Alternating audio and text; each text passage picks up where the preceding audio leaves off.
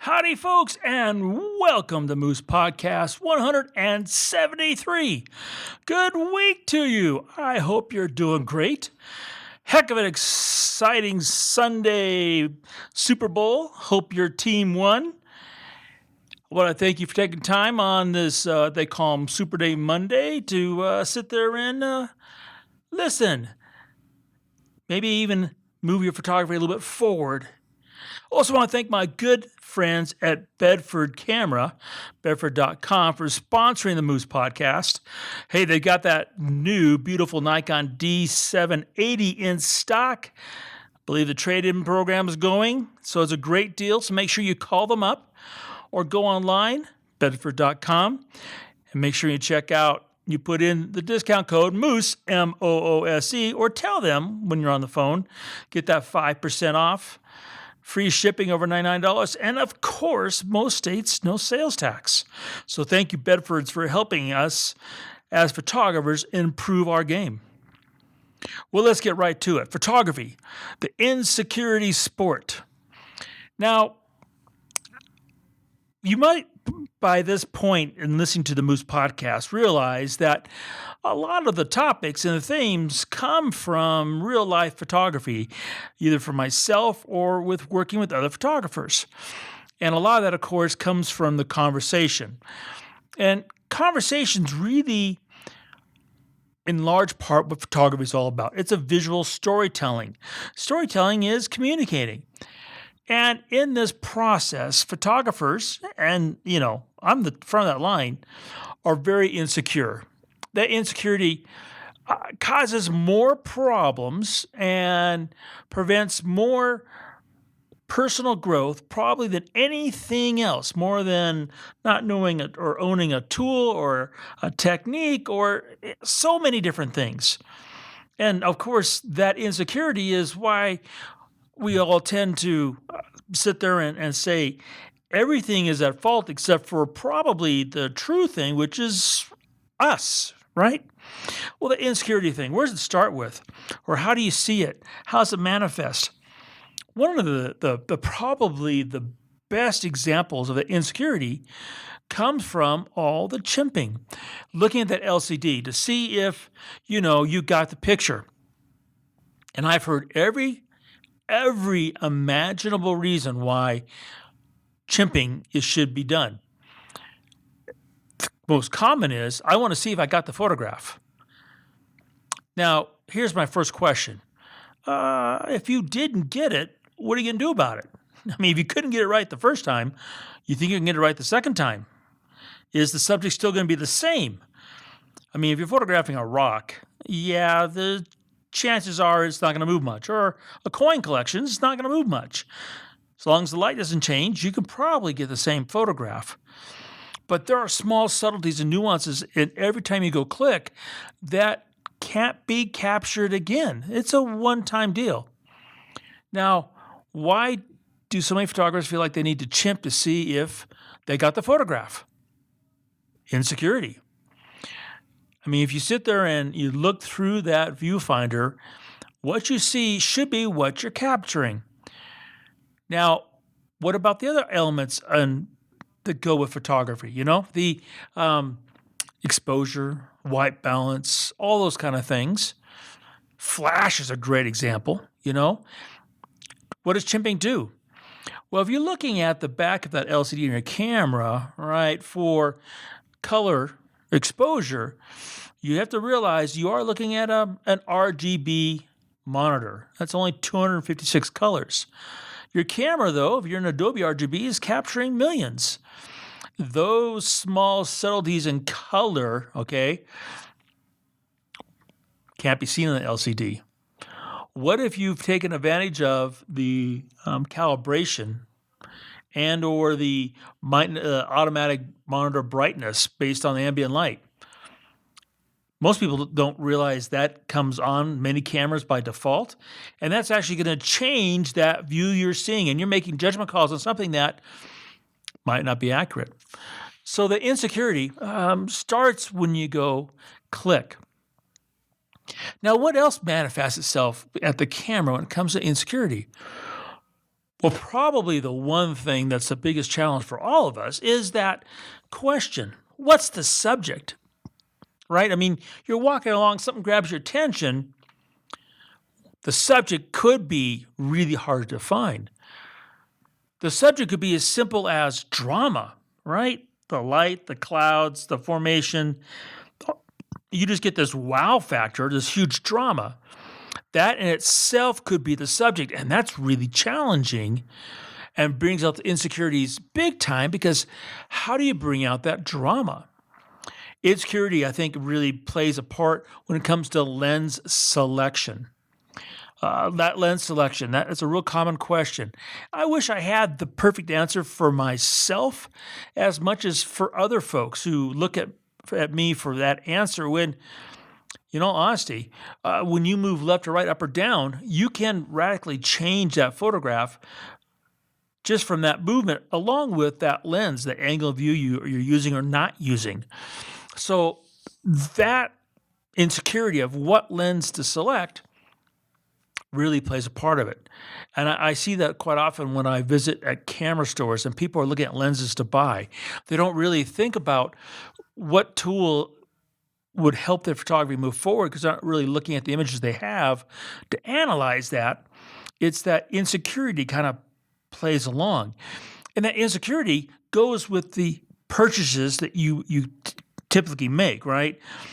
That's why we sit there and we look at all these different reviews and listen to all these different things about people's advice on what lens to get, rather than looking at the person who knows best what lens we should have, and that's ourselves, and looking at our photographs and figuring out what we need to get. And that's insecurity driven as well. That whole thing can kind of snowball. Now, this goes right into the way you work in the digital darkroom, that insecurity. And I see it there. There is this one aspect of photography that is really hard and takes a lot of time to grasp and feel comfortable with, and able to use it from the point of capture to the point of printing. And that's that thing called light. And the way you arrange the elements in the viewfinder is based in large part by light. The way you should be finishing in the digital darkroom is also by light.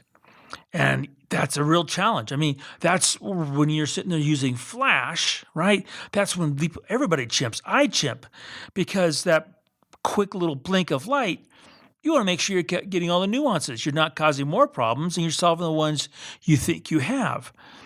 Well, when you get in the digital darkroom, you look at that monitor, a lot of those problems come out. Now, they're ones that either A, are actual, issues, or B, issues that you've read or someone's told you should worry about that you really shouldn't worry about. But the insecurity causes a lot of photographers to move sliders they should never touch, try plugins they should never own, and sit there and finish a photograph that really isn't what their heart saw, but what their insecurities, their mind tells them they need to sit there and nurture. Now, the last and probably the biggest thing about insecurity is, that sharing. And here it's two things. Either your insecurity prevents you from sharing at all, which is sad, because the world would be a better place if people shared their passions through their photography on a much grander scale. But at the same time, people put up images that their insecurity says, well, I want some others to say, I like this photograph, and then I will convince myself I like that photograph. And then when that happens, a lot of times, the failure that you should have experienced that would teach you the hard lessons not to do this, that, or the other again, instead of, being conceived and thought of as a failure, are now we convince ourselves that was a success because of that insecurity we feel. Now, do I have a solution for all these insecurities? Since I have all my own little treasure box full of my own insecurities, Um, Not a ton. Back in the days when I was at Brooks and I was a beginning student, I'm 18 years old, and you're down there in the black and white dark room, and you have to sit there and you're doing everything in the dark, and you have somewhat, a secure world down there because no one can see what you're doing. And then once you get through the fixture, you have to take it out to the wash. And in the wash, it's floating around the tank. People can't really see it. But then when you put it in the dryer and it's coming out that belt, all your peers can see that photograph. And that's when, the rubber hit the road. And boy, in any educational arena where you have, first freshmen, you have upperclassmen, the ribbing, the comments, they leave a mark. And that's true for any photographer because we take it what? We all take it very personally. It's our kids. It's our photograph. We want everybody to love it. And we want ourselves to love it. And that's really the challenge. So how do you get past all that? Well, first and foremost is the more you take photographs, the more you look at your own photographs, the more you print your own photographs, the more you share your photographs, that insecurity starts to go away. And the flip side does happen. Overconfidence can be almost as bad as insecurity, but the insecurity is what really stops a lot of marvelous photographers from moving forward. And I think this manifests in many different ways. And if you know any of these insecurities, that means you probably know what I'm talking about because you feel them yourselves in your images. Now, the one thing that I have always and that I learned from working with photo editors is that there's always room for improvement, which means that nothing will be perfect, which means that some of that insecurity will never go away.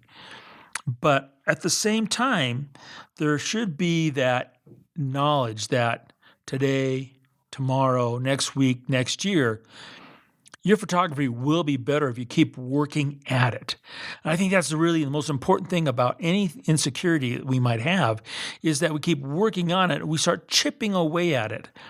Lots of little things will happen. So the one thing I'm going to encourage you to do with my entire being is to limit, if not stopping, the chimping.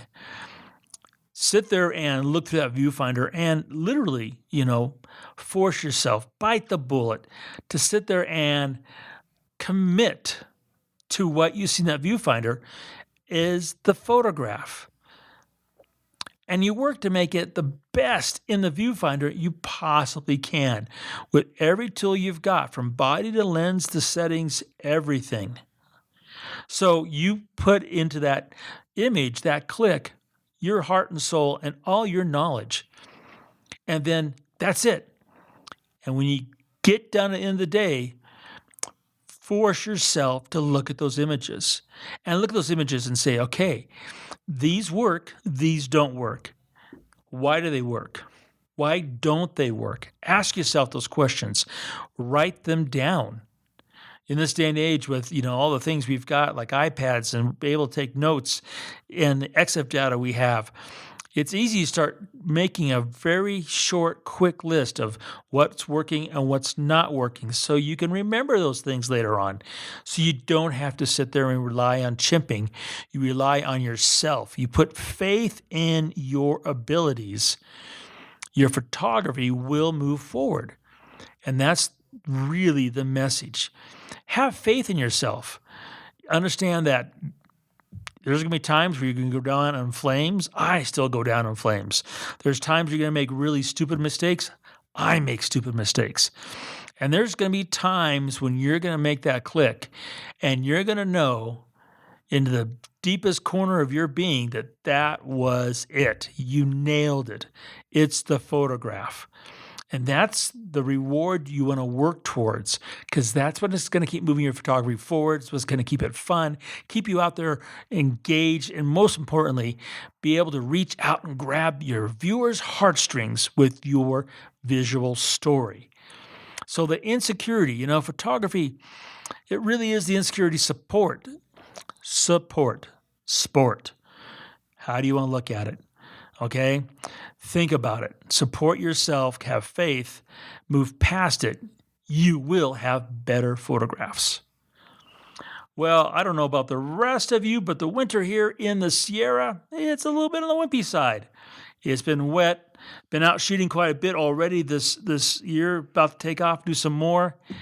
And I hope in my travels I have the opportunity to meet you, maybe shoot with you, and to remind you that every time you go click, make it your story.